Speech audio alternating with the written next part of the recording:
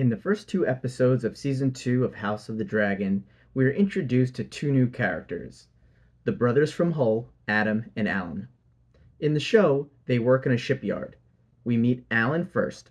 He's working on restoring Lord Corlys's ship for it to be seaworthy again. The sea snake says it's needed to help with the blockade of King's Landing. Alyn mentions that a smith came by with a blade. The sea snake says how the blade was meant for Prince Lucerys, who was killed at the end of the first season. Alyn says he's sorry that he lost his heir. In the second episode, we meet Addam, Alyn's older brother.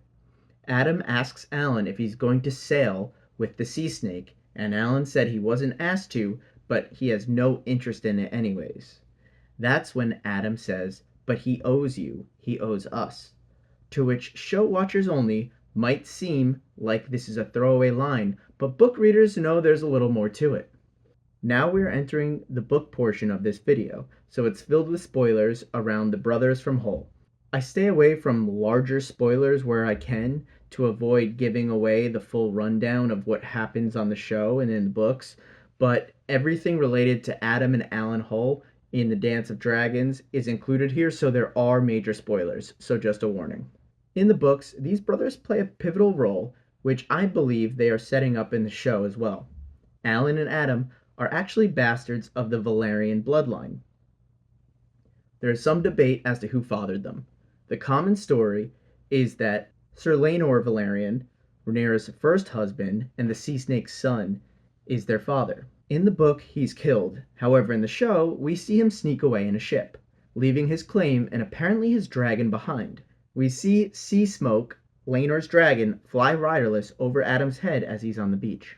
However, since it's pretty well known that Laenor preferred men, there's also rumors that they are the sons of the sea snake himself, which in the show we see him look at Alyn fondly, but says it's due to Alyn saving his life. Either way, they are part of his bloodline. When Prince Jacaerys is looking for additional dragon riders to help the Blacks, they are called Dragonseeds. Jace sends out word that he'll give a knighthood and lands to anyone who can mount a dragon and who fights for the Blacks. The Hull brothers gladly try to take over a dragon. Addam is able to mount SeaSmoke, which furthers the belief that he is Laenor's son as he mounts Laenor's dragon.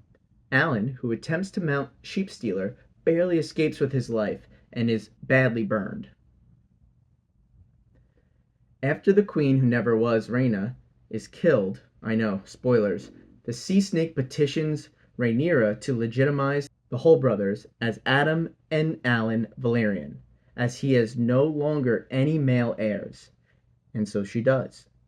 Addam fights in the Battle of the Gullet, which is a horrible, bloody battle. It has some really gut-wrenching outcomes, which I will not share in this video as I don't want to ruin that storyline here, but Addam is greatly affected mentally by this battle. Alyn, unable to fly on Dragonback, becomes a distinguished ship captain and sails at the head of the Velaryon naval power. Rhaenyra, through smart tactics and a few mistakes by the Greens, is able to regain the Iron Throne in King's Landing, where Addam helps to defend the city with his dragon as his brother Alyn helps patrol the seas. Then, the moment that changes everything is at the first Battle of Tumbleton. Two other Dragonseeds, Ulf the White and Hugh Hammer, there's another video of Hugh Hammer on the end card, so check that one out after this one, they become the two betrayers, turning their cloaks from the black side to the green side, as they felt slighted by their reward for the Battle of the Gullet. Rhaenyra then mistrusts all the Dragonseeds and orders them to be taken into custody. The sea snake gets word to Addam, who at the time is at the dragon pit, and Addam escapes before the Goldcloaks can get him. For alerting Addam to the upcoming arrest, the sea snake is thrown into the dungeon. There's a saying in Westeros that all bastards are turncloaks. We know this from our time with Jon Snow in the main series, but Addam refuses to turn, even after you can argue that the Blacks turned on him. This would also be a great time to stay loyal to Splash Page, so if you can, hit the like button on this video and hit subscribe as well. We'll have a lot more videos on House of the Dragon. Back to the video. The singers say that Addam flew from King's Landing to the God's Eye, where he landed on the sacred Isle of Faces and took counsel with the Green Men. But what is known is the fact that he flew far and fast, descending on castles great and small, whose lords were loyal to the queen, to piece together an army.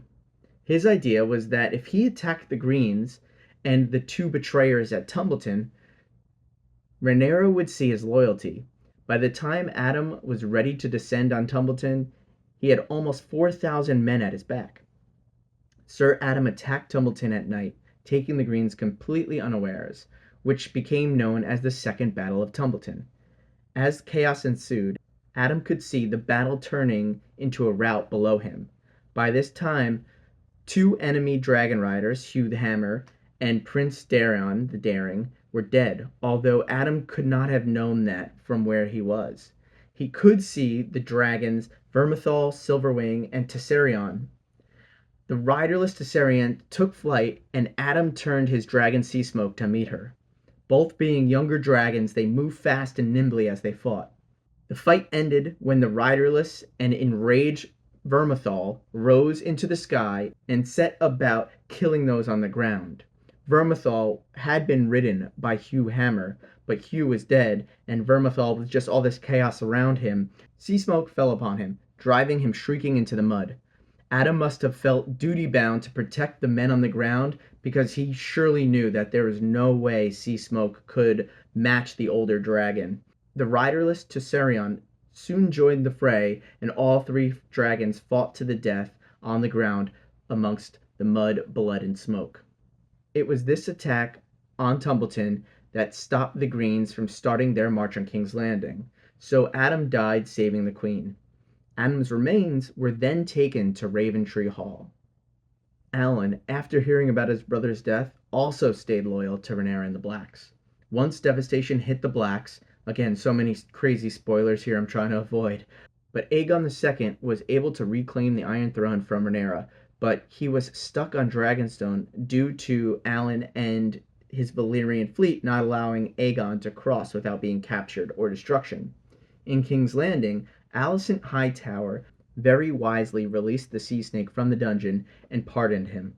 The Sea Snake had Alyn call off his water siege of Dragonstone and escort Aegon to King's Landing.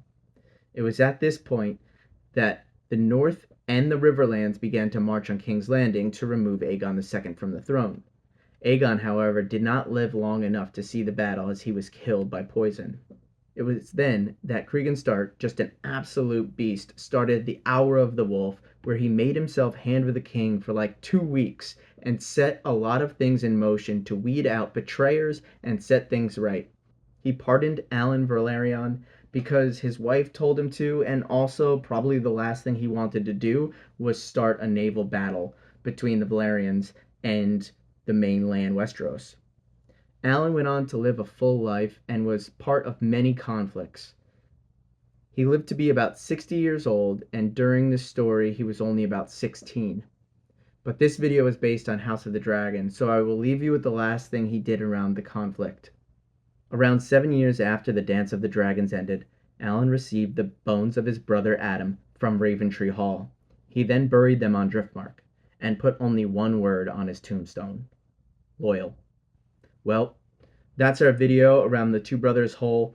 I'm very curious to see how they go about these and the other dragon seeds in House of the Dragon. On the screen now should be the video for Hugh Hammer, which is another amazing dragon seed character. So click on that. If you like this, please like and follow along, as I'll be doing a bunch of Fire and Blood, House of the Dragon, A Song of Ice and Fire videos. Well, that's it from me. Take it easy, YouTube.